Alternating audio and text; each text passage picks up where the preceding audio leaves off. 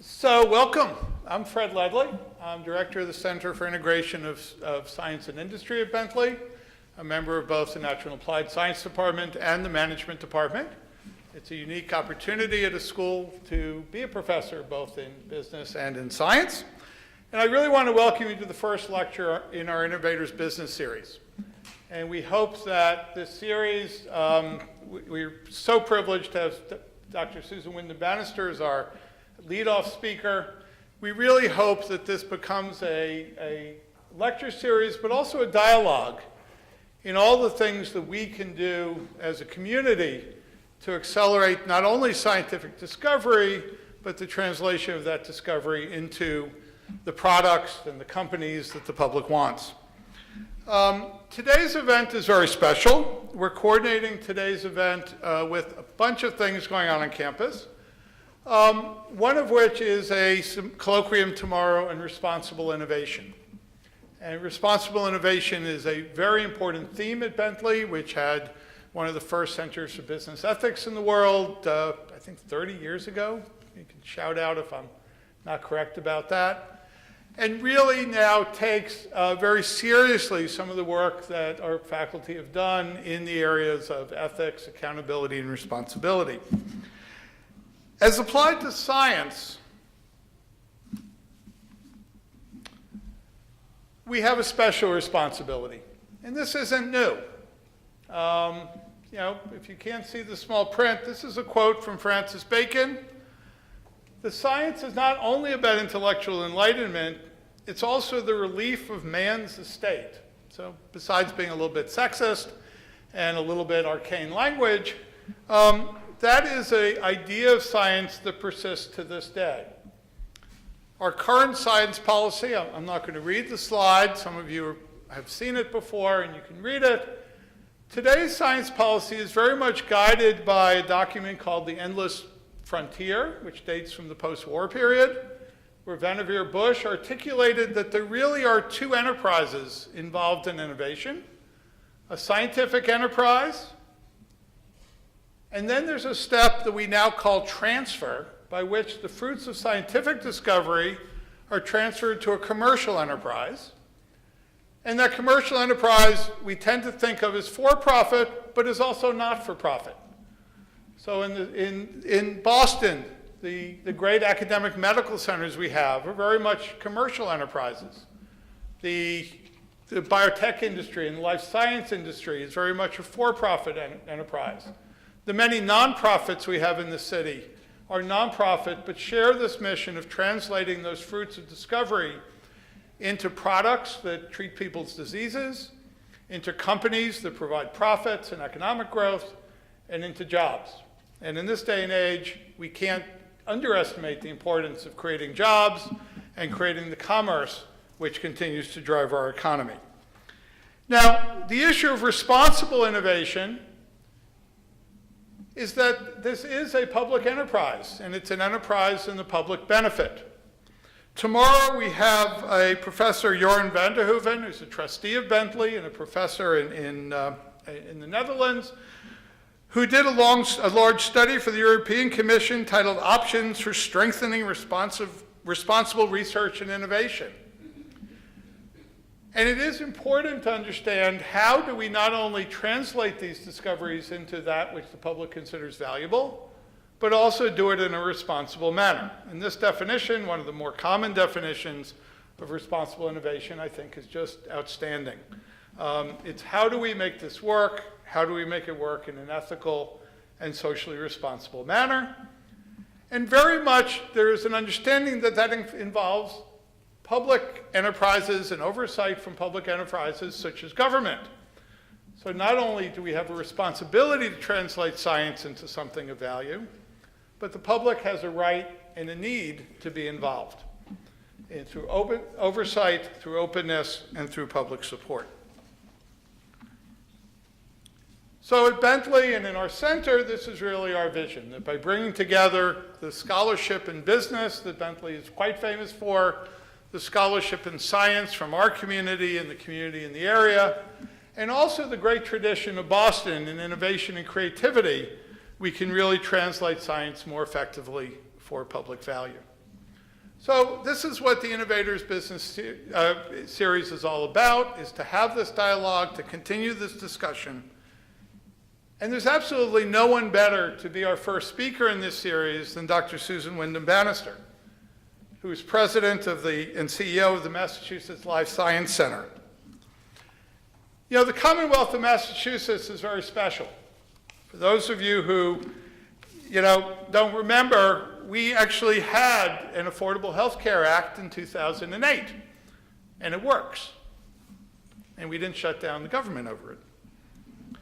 In 2008 also, Governor Deval Patrick signed into law the Massachusetts Global Warming Solutions Act, which gave Massachusetts the most stringent carbon emission standards in the country, really on par with those of some European countries. In 2008 also, Governor Patrick signed into law the Massachusetts Life Science Initiative.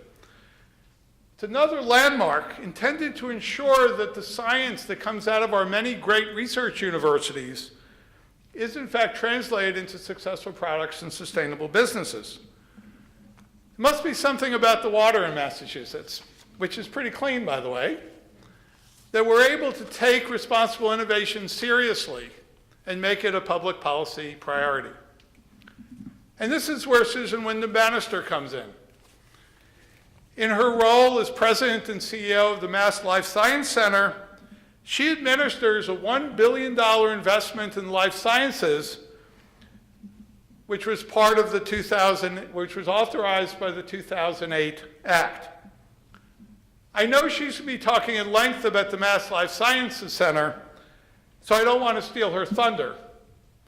But just as a snapshot, she's already invested about $500 million in education to ensure we have a well-trained workforce to sustain our industry, through loans and startup and support for startup companies to help them get financed, and for the science that drives all of this. In May, the Boston Foundation completed a comprehensive assessment of how effective they've been.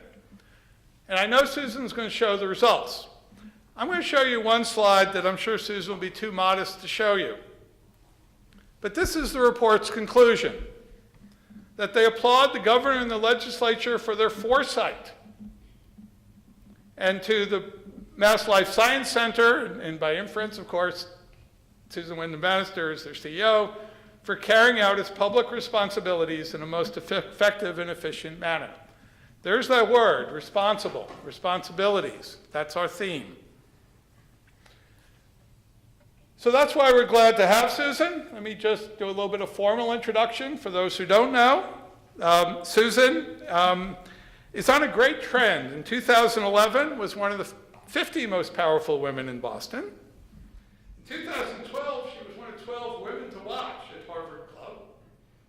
The next year, she was one of the 10 most influential women in biotech in the Boston Globe. It's a great trend.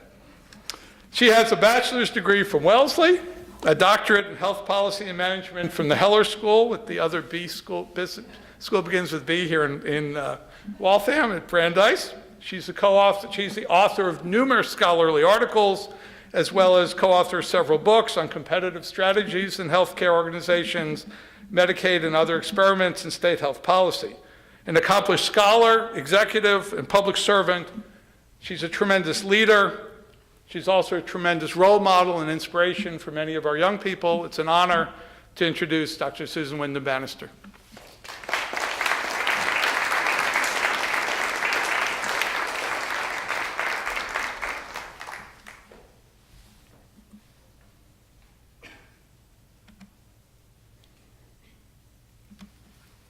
Thank you. Fred, thank you. That was such a nice introduction. I barely recognized myself, so I really appreciate that.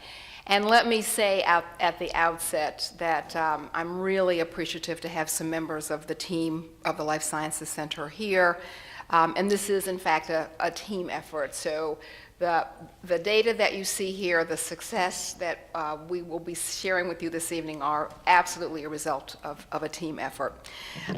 Just a quick bit of context, because we're talking about innovation and we're celebrating innovation. And the president has said that Innovation is not how we are going to make our lives better. It is how we are going to make our living. So we really have entered into a new global economy. You can call it the innovation economy, you can call it the knowledge economy, but it really is an economy that trades on good ideas and new ways of doing things. And Massachusetts is betting very heavily on that innovation or that knowledge economy through investments in clean and sustainable energy, information technology, as you've heard, life sciences, which we are defining for purposes of this initiative to mean biotech, pharma, medical devices, medical diagnostics, and bioinformatics. And as we're making more of what we invent here in Massachusetts, also investing very heavily in advanced manufacturing or precision manufacturing, or not your grandparents' type of manufacturing. So I'm going to talk this evening about this life sciences investment that we are making. It's very interesting because it sits at the juncture of economic development policy. Our mission is, just as Fred said, it is to translate good science into good business. Why? Because we, first and foremost, are an economic development initiative. We are really looking to drive the economy in Massachusetts through innovation. But it is really through the commercialization, the translation of the good science into the good business that we improve quality of life. A good idea is just that. It's a good idea. It's an invention. It's when it gets into the marketplace and it gets used and it changes our behavior that it really becomes an innovation.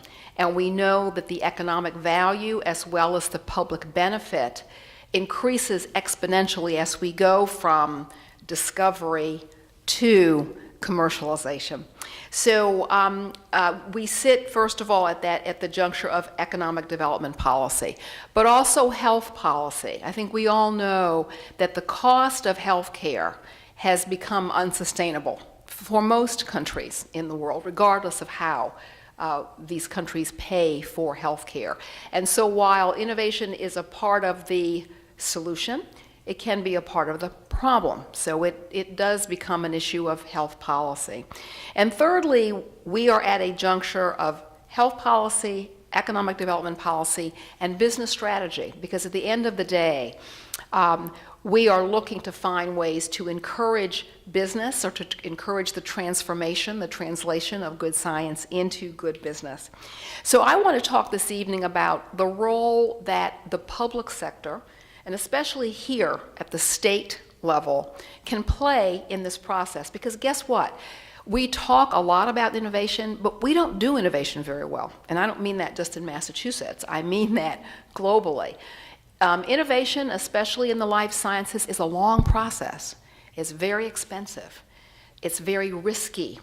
The ratio of failures to successes is very, very high. So if we're going to be driving our economy further through innovation, and if we believe that there is economic and social benefit to be achieved, we've got to get better at innovation. And that's a big part of our mission at the Life Sciences Center. So I think we all understand very well the role that the federal government, here in the US at least, plays in innovation.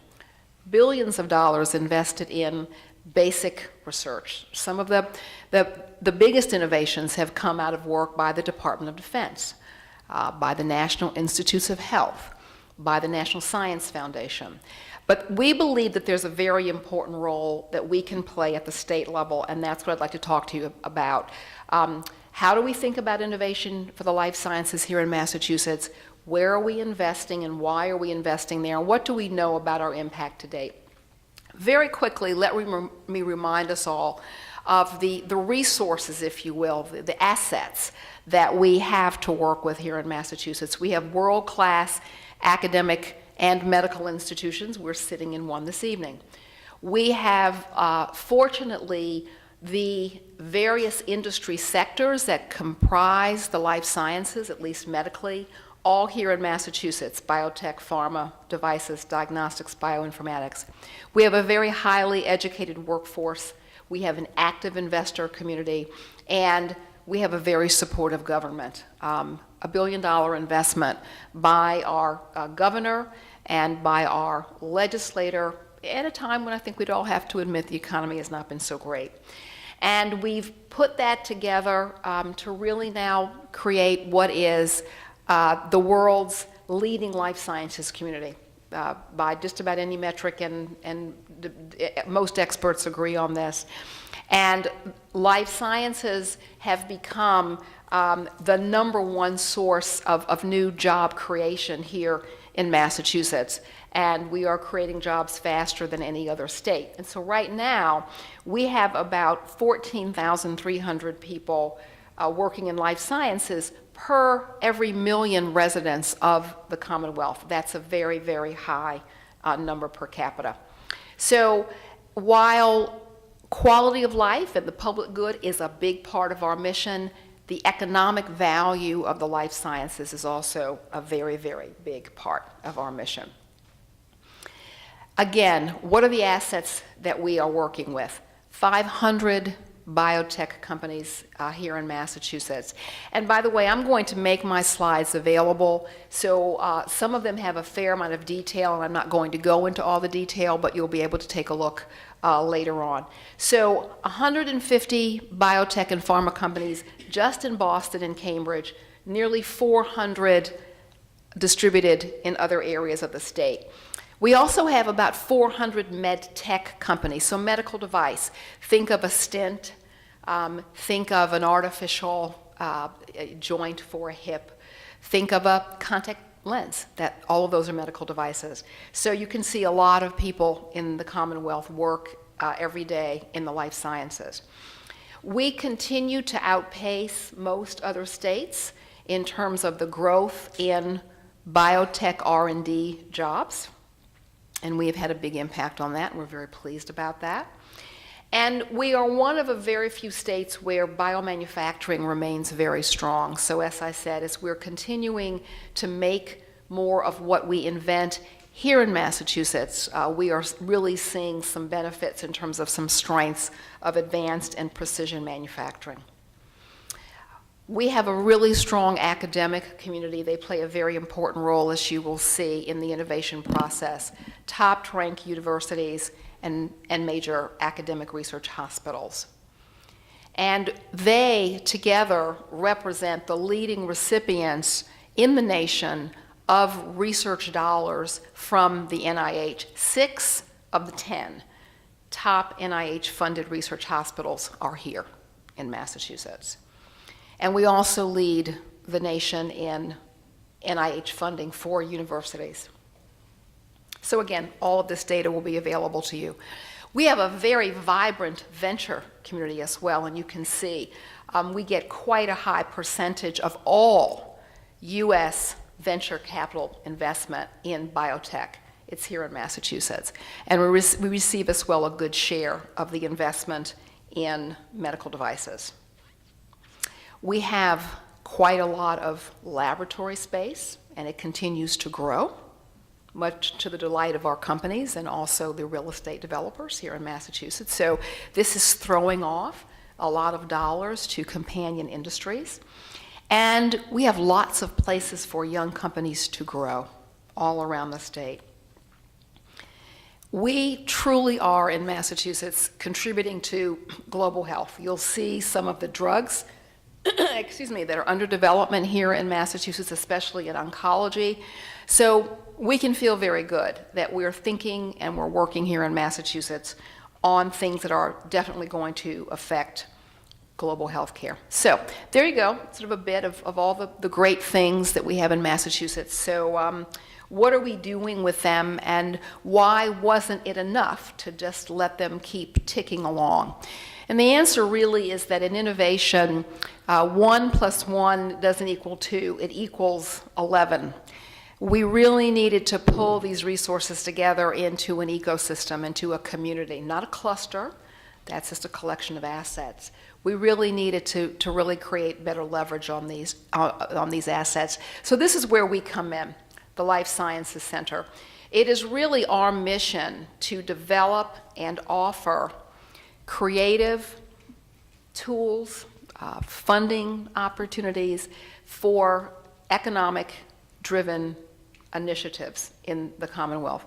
Not just that will have relevance for the life sciences, but will have relevance for other so-called innovation sectors. So we view ourselves not just as a funding organization, but as an innovation organization. We are investing to create what I call a strong platform to support innovation. So regardless of the detail in which you want to describe innovation, it's a process. And I was talking earlier with Fred, and there's a formula. It starts with discovery, it moves through development, it results in commercialization and delivery. What takes place in each of those boxes may vary a bit, but this is essentially how the process works. What we know is that process sits on a platform, and there are ingredients, key critical success factors, if you will, that by their presence accelerate and enable this process, and when they're not there, they create gaps. They block the process, or they make the process work very slowly.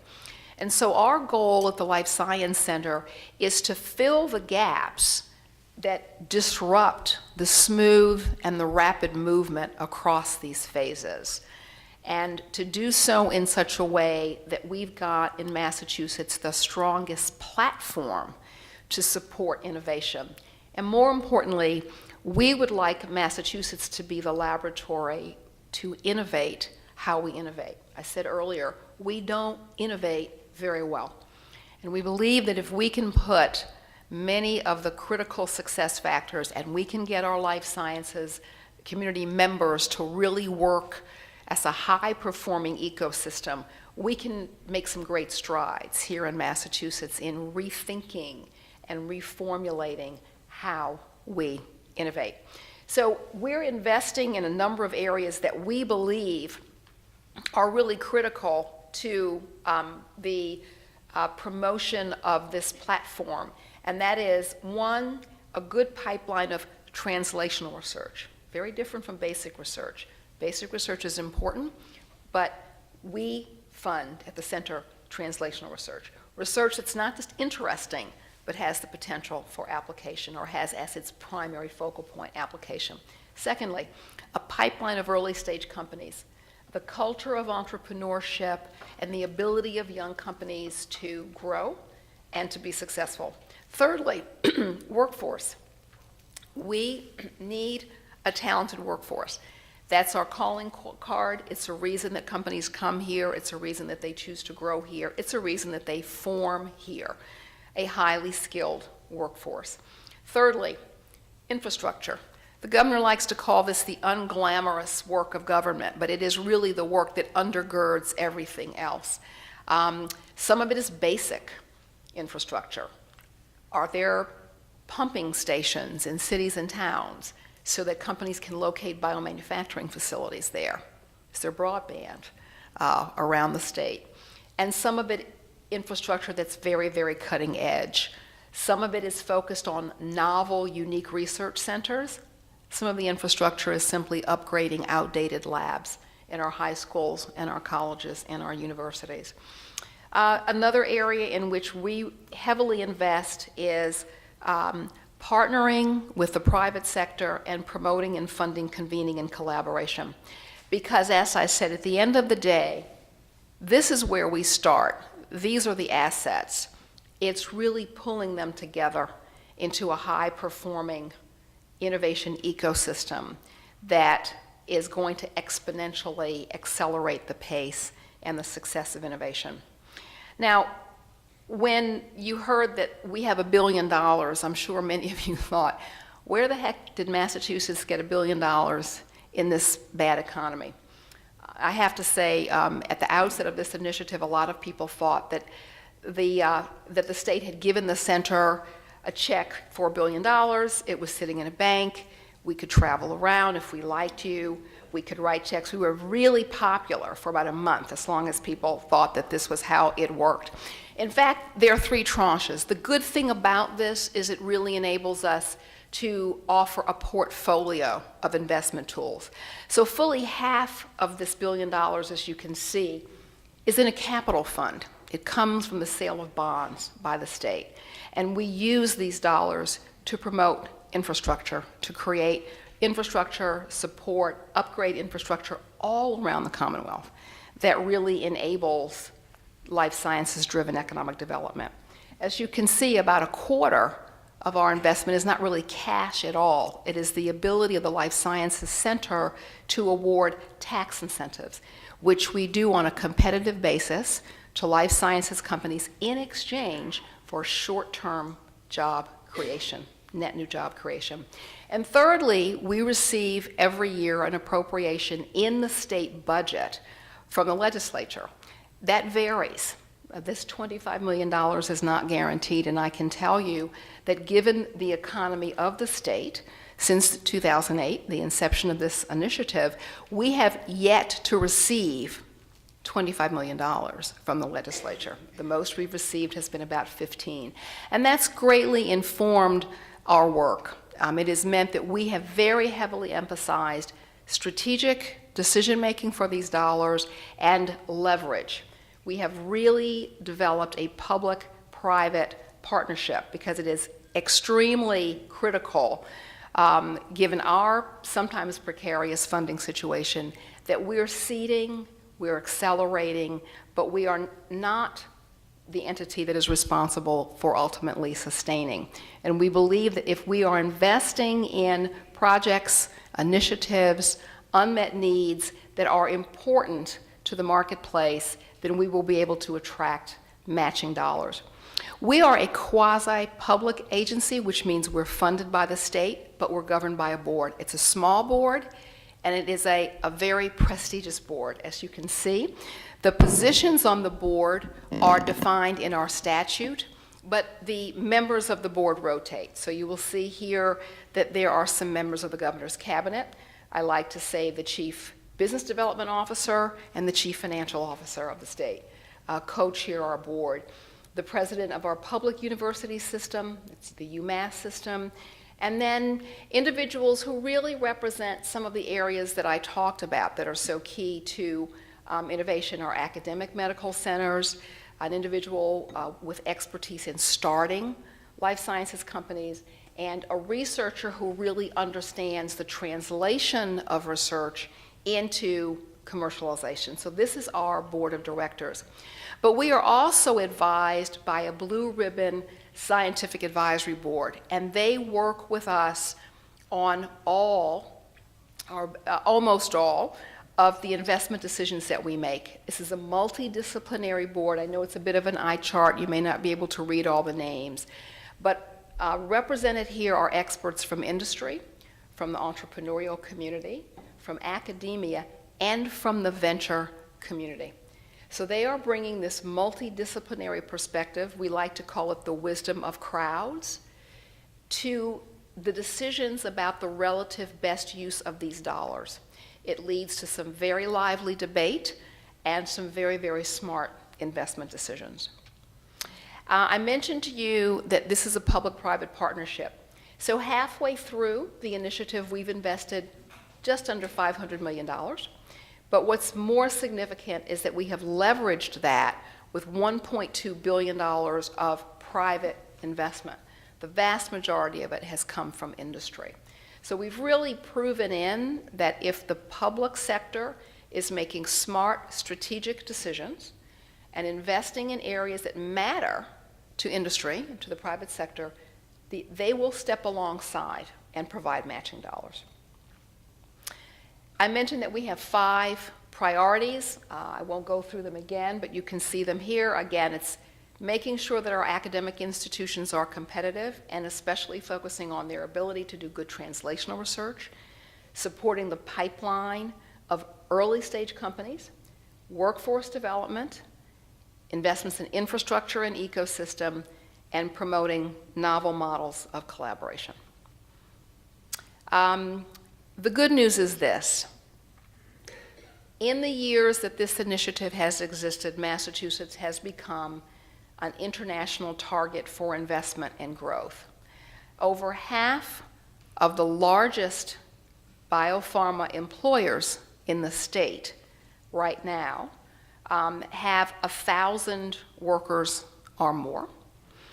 I think what is more striking is that nearly 1/3 of those companies had little or no presence in Massachusetts before 2004.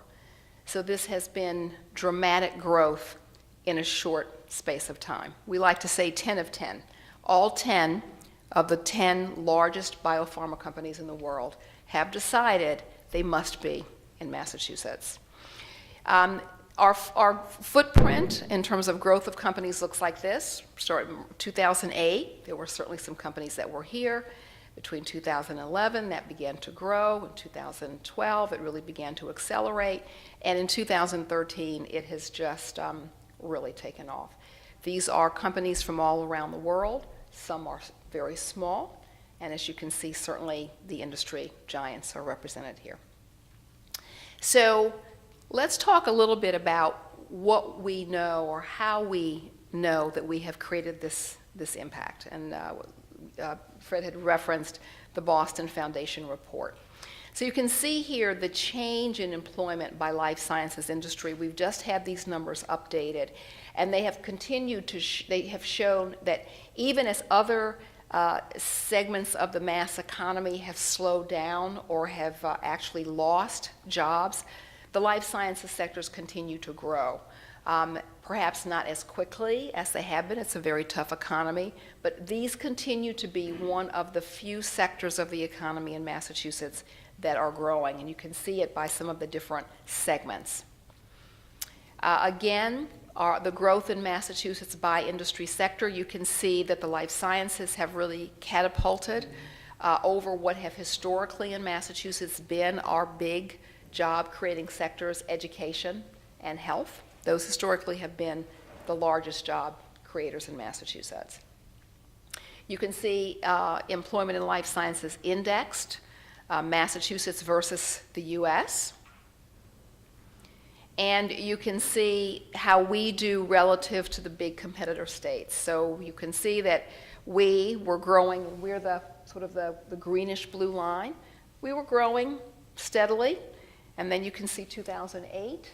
With the inception of this initiative, we continued some steady growth, and then it's really been taking off. Now, remember that I said that this sits at the juncture of policy and business strategy. So a few things that we think about from a policy perspective that business would not necessarily think about or care very much about. We care very much about the distribution of the jobs created. So here maybe we talk about responsible policy at this point, maybe not responsible innovation, but responsible investment of public dollars in initiatives that will broadly benefit the public. And one of the things that we at the center feel the best about is when we look at all of the new jobs that are being created, they are wonderfully distributed across the workforce. In fact, as you can see, almost half of them have gone to, these are net new jobs, have gone to workers with a bachelor's degree or less. And then another 15%, and really when you sum all of these, it's about 23%, have gone to workers with a high school degree or less. So if we want to think about equitable distribution of economic benefit, these are skilled jobs. They are jobs that pay well above the average. I think we're really making the case that the innovation sectors, certainly the life sciences, is a big tent. There is room under that tent for workers with many different skill sets. This is not just job creation for the elite workforce, the workers with graduate degrees. This was one of the most gratifying elements of data for us, that there is room in the life sciences for our workers across the Commonwealth who maybe have not even finished high school. What's the secret to this? What is one of the things, or what are some of the things that the Boston Foundation report determined? First of all, that the Life Sciences Initiative is really a case study for a new way of thinking about economic development. Historically, the model for economic development has been you put a lot of money into attracting one or two major companies. They come, they bring lots of workers, and then all of the supporting or enabling industry segments that are part of their supply chain, their value chain, begin to locate as well. The risk is if those large companies or one of those large companies leave or they are failing, the economy tanks. We've seen this over and over. We've seen it in Detroit. We've seen it in many, many parts of our country, where the economic development model has really been top-down, and the focus has been on supporting and encouraging huge companies to locate there. The model that we're using at the Life Sciences Center, and one that we believe and certainly seems to be proven out as the better model for innovation-driven economic development, is bottoms up. Invest in starting and helping small companies grow. When you look at job creation year over year, most new jobs that are created in this country come from small companies, not large companies. So we like to think of these as minnows. Very healthy pipeline, a very vibrant entrepreneurial community, lots and lots of young companies. Some make it, some don't make it. But these young companies, more often than not, are really doing the cutting edge work, the cutting edge thinking. So why does this model drive economic development? Because not only are you getting some growth from the smaller companies that are successful, but in today's innovation-driven economy, large companies are less and less innovating internally and more discovering the next big thing externally. You can call it open innovation, external discovery, lots of different ways of referring to it. But if you have a vibrant community of entrepreneurs, large companies will come. They will locate, one, to spot the new technologies and to have early access. So the model looks rather like this. You have the research institutions and the universities and the medical institutions. We're here to help those little companies grow, to provide incubating space for them, to provide funding for them, to provide ways for them to access mentoring and to be part of a community. And the next thing we look and we see very large companies who want to be in Massachusetts because the game is afoot here in Massachusetts. This is where a lot of the new ideas are being developed. So this is a new approach to economic development. I'm going to very quickly now just describe some of the tools that we're using to make this happen. So I mentioned earlier that we are funding the platform that supports innovation from discovery, sort of the realm of research, development, the realm of entrepreneurship or intrapreneurship, delivery, the realm of commercialization. And as I said, our strategy is to reduce the barriers and to make that process move smoothly, quickly, with less risk, with less cost, with more success. And wrapping around all of this are investments in a skilled workforce. So again, I'm going to very quickly go through these. All of this information will be available to you. I'm happy to share the presentation. So first of all, strengthening our academic institutions.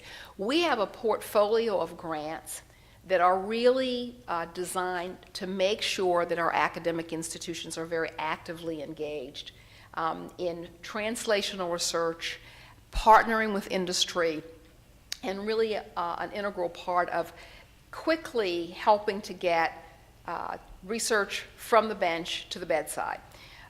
We are supporting promising research in and of itself, but we're funding relatively new investigators who find it hard sometimes to get funding elsewhere.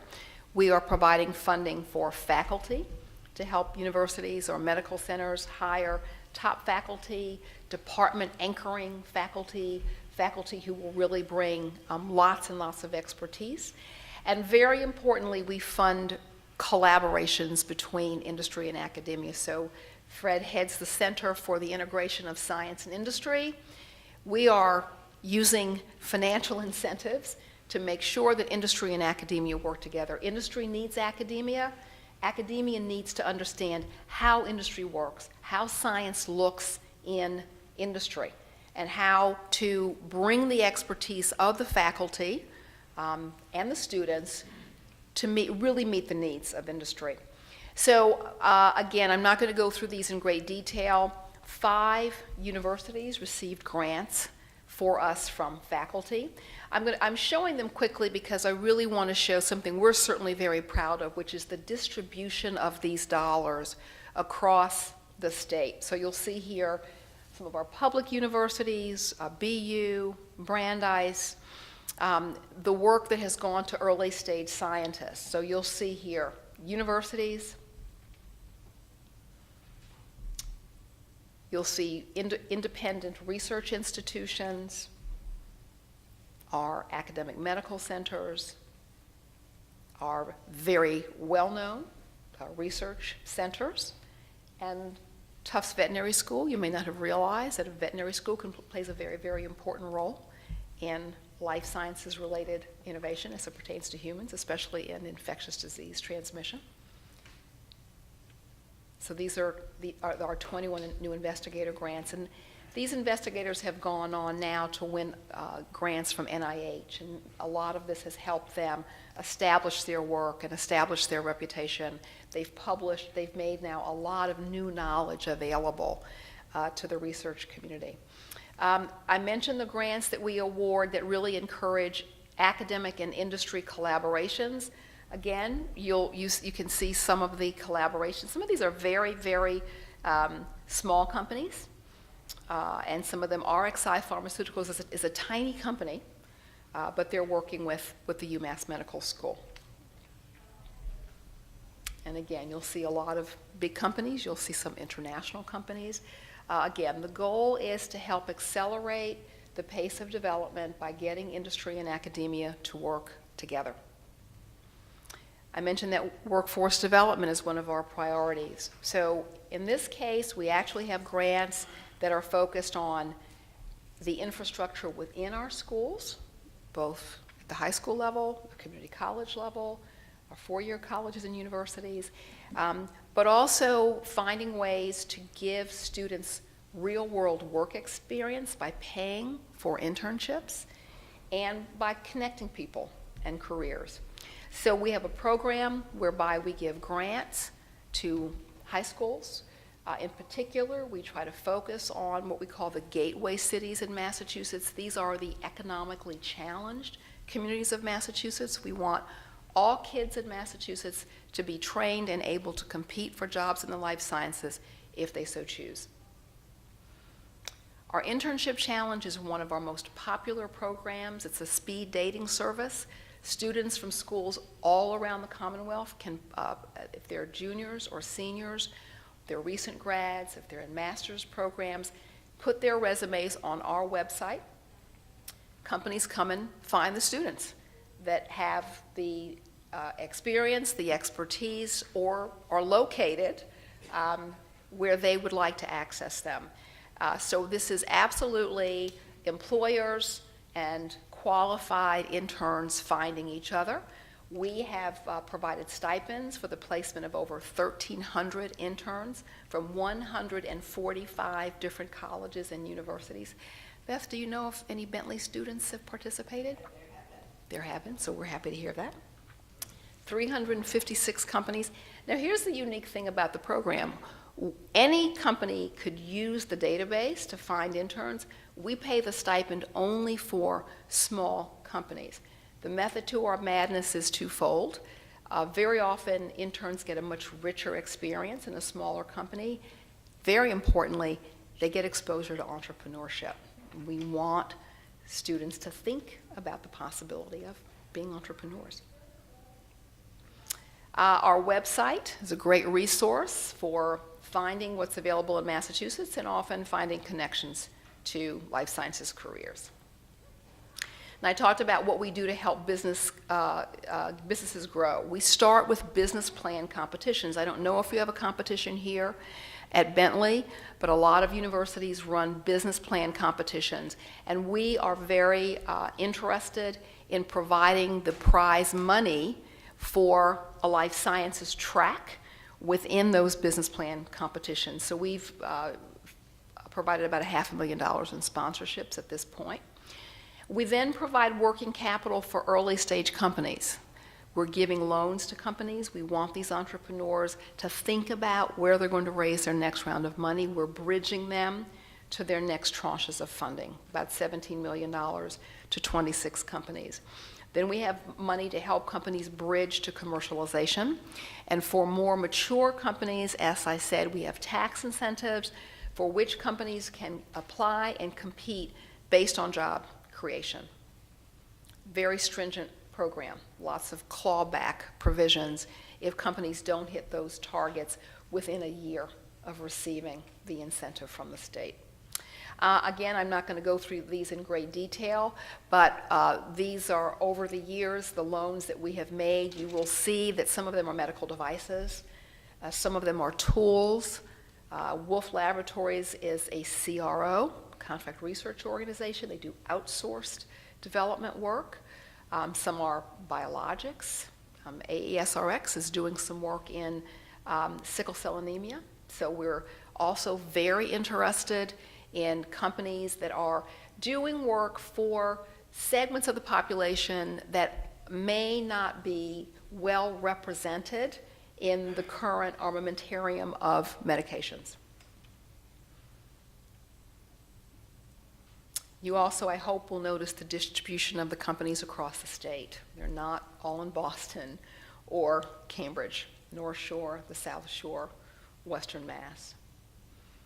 And it's been very exciting for us. About 7 of these companies have repaid their loans. These are 5-year term loans, and 7 of them have already repaid them because they were able to use our dollars to get through with their proof of concept, and then a VC came in and gave them some much more significant money. I mentioned capital. Our largest grant to date went to the University of Massachusetts Amherst campus, $95 million for some very, very innovative centers that accelerate the development of sensing technologies in some cases, acceleration of the development of drugs in other cases. So $330 million that has gone to capital projects. We've created over 1 million square feet of new research training space and also biomanufacturing space. Again, I'm not going to go through these in great detail. They've been all over the state. Some of them are very, very novel centers. For example, at one of our recipients is a dental institute, the Forsyth Dental Institute, and they have a center to see whether or not it's possible to do diagnostics using saliva. That's easy, it's less expensive, we all produce a lot of spit. Everything that passes through our bodies is usually in our saliva. But it's really important because in parts of the world where there are not sophisticated areas, labs, specimen collection centers, you spit in a cup, and that's pretty straightforward. So we're looking also, for technologies. You talk about responsible innovation. We're looking for opportunities to open up what's being created and developed to address a variety of the world's needs. I mentioned new models of collaboration. I will say very quickly an example of this is a neuroscience consortium.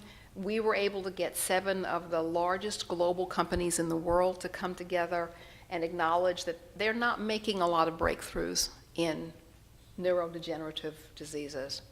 And they agreed for the first time to work in a truly collaborative and transparent way. They're sharing data, they're sharing all their knowledge. They're not going down the same rat holes. They're not going individually to universities. They're really working together. We ran for them a solicitation. They got over 100 proposals from all around Massachusetts. They selected 7 as starting points. So we're really excited to see these companies truly working together, and this consortium is getting a lot of attention because it's very unique to have 7 big competitors actually agree to sit down and work together. We care a lot as well about international collaboration. So I showed you why we're great in Massachusetts, but guess what? Good science is going on all around the world. And for some of the problems that we're trying to solve, we need all of that talent working together. So one of the important roles of the center is to get us in Massachusetts not just to look inward, but to look outward. And we have a number of programs that we have put in place to fund collaborative initiatives. We also have a portal that's a free service. It's available to companies. They can put profiles there, and international companies can find Massachusetts companies that are interested in partnering. So we like to say, through our portal, Massachusetts is open for collaboration 24/7, 365. I said earlier, in innovation, 1 + 1 = 11. And so we are going to continue to find ways to enter into formal collaborations with international governments so that we're really funding partnerships, and we're showing by doing so that Massachusetts is really, really important. One thing I'd like to add as well is a very, very important part of our mission at the life sciences is to make life sciences inclusive and diverse. So I'm an African American woman, and I've got to tell you that the likelihood of having an African American woman running an initiative like this, sadly, even today, remains fairly low. When I am out and about in the life sciences, maybe I'm one of a handful of women in the room. I am usually the only person of color in the room. And a big priority for us at the Life Sciences Center is to make sure that the workforce in the life sciences reflects the face of society. This we must do. This is a competitive issue. It is not a feel-good, it's not a socially responsible kind of issue. As the face of our workforce changes, we must make sure that women and people of color are welcome in these job-creating sectors. If we can't find the talented workers where they exist in our society, we will not be able to compete. So we'd like you to keep in touch with us. Feel free to visit our website and see what's going on. It's a pretty comprehensive website. If you'd like us to keep in touch with you, just put your contact information there and we'll let you know. We have a newsletter that goes out and about all the things that are happening in life sciences. Any ideas are always welcome. And again, I really thank you very much for having me this evening. Again, I hope you have found a bit of interest how we're trying to think about innovation in Massachusetts, how we're trying to coalesce our community in Massachusetts, but make sure that we are not inward looking and making sure that we continue to be good global citizens and good innovation partners with all the talent around the world. These are big issues that we're facing, and we have to address them together. Thank you.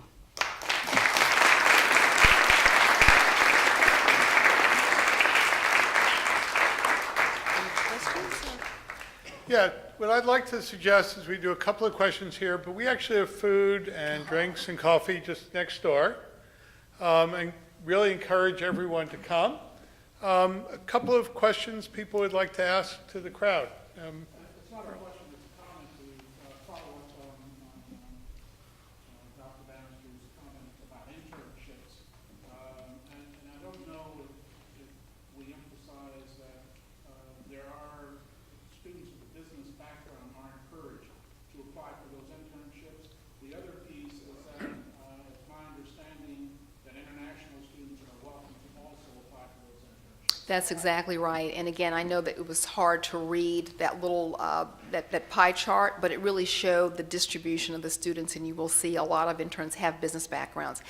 These are small companies or they're startup companies, so they love to have interns with financial backgrounds, marketing, IT. They need all those areas of expertise. I will say that about half of our interns have been women, about a third have been people of color, and about 13%, I believe, are international students. So it's been a very, very participatory program, and I really encourage the students to participate in it. Thanks.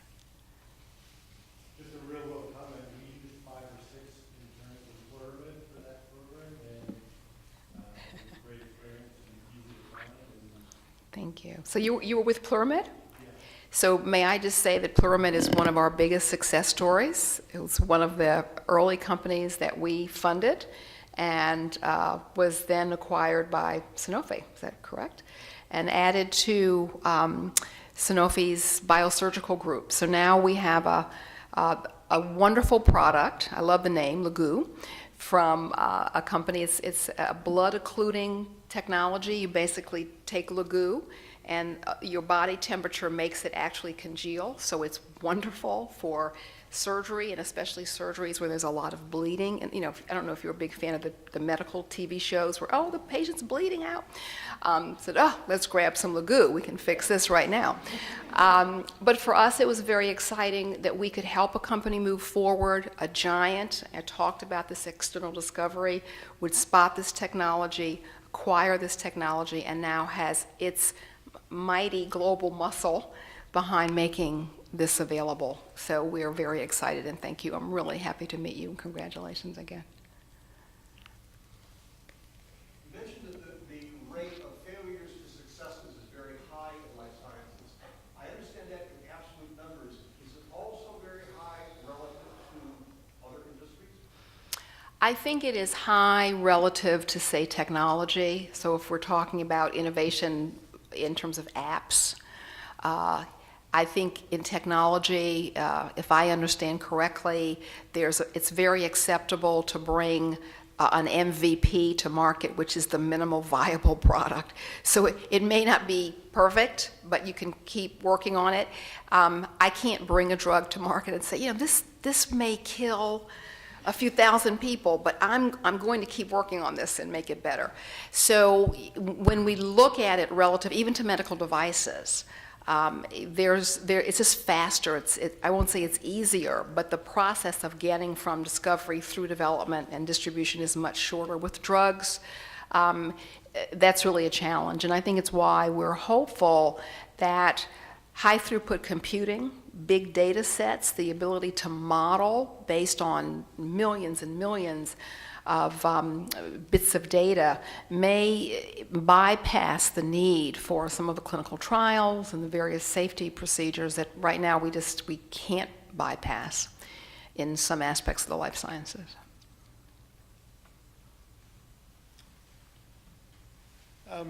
Rick. A little bit over halfway through your initial 10-year block of funding allocated by the state. What is the future of the Mass Life Sciences Center beyond 2018, I guess? I think that it's a great question, and I believe that we have put a business case on the table for both our public sector funders and the business community, that having an entity like this that is the convener, is the facilitator, connects the dots, and tries to fill the gaps, is a very valuable partner. So my sincere hope is that we will continue to be funded past this 10 years. This has been a pilot, if you will. And I would also really like to see us find a model where more of the revenue with which the center does its work is coming from the private sector and is a bit less dependent on the vagaries of the political process. So to be seen, but we are certainly doing our best to put a good business case out there for continuing this. Okay, why don't we go next door? And when we go next door, grab some food and some drinks. I'm going to ask 2 of our Bentley faculty, Helen Meldrum and Jeff Galati, to just ask you a couple of questions over there in public policy and in healthcare, and encourage everyone to continue this discussion both as a group and individually. I want to thank Susan again for coming. It really is a great way to start this. Really want to thank the people in our team, Donna Connor, for arranging all of this. Donna is probably still making everything work. I'll